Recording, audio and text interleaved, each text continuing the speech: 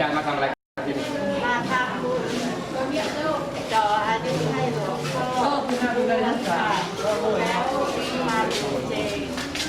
วัตถุมงคลด้วยค่ะครับผมเมื่อสักครู่นี้มีการประกอบพิธีบวงสรวงสิ่งศักดิ์สิทธิ์นะครับเพื่อจะทำพิธีปลุกเสกวัตถุมงคลหลวงพ่อพวนครับ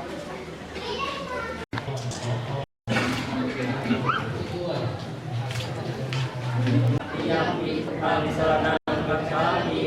ยังมีธรรมังสรณังกัจฉามิ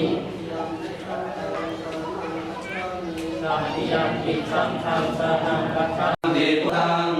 สรณังกัจฉามิทุติยมปิธัมมังสรณังกัจฉามิทุติยมปิสังฆังสรณังกัจฉามิตติยมปิพุทธัมมังการานุภาเวนะหันตวาสัพเพอุปัสสเวอเนกาอันตรายาปิวินาสันตุอเสสะโตสัมพุทเท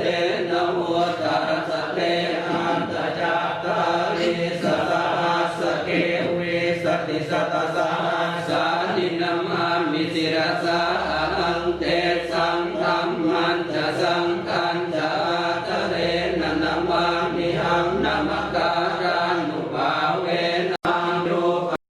เทสวาโสจักขุเทจักตะปุญญตาอัตถสัมมาปณิทิจะเอตัมมะพุทธการาสสังฆโหอนาคุลาจะกัมมันตาเอตเอวะปะ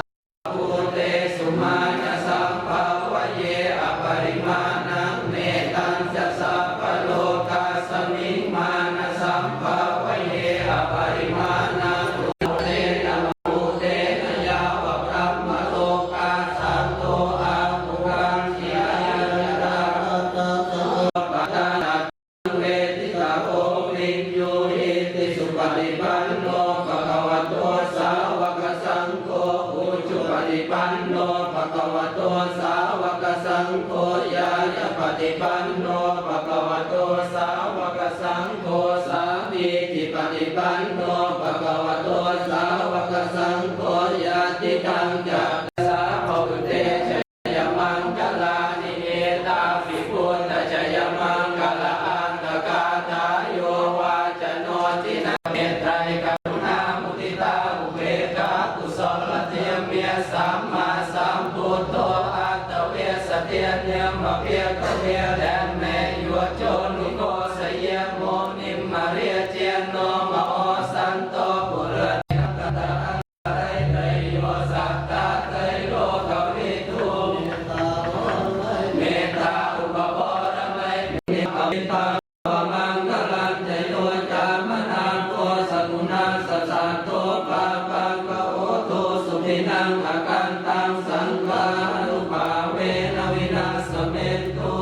กัตวะโพธารตนังโอสตังโอตเตปัตตะกัตวะธรรมารตนังโอสตังโอตมังปรังปริลาโหปัส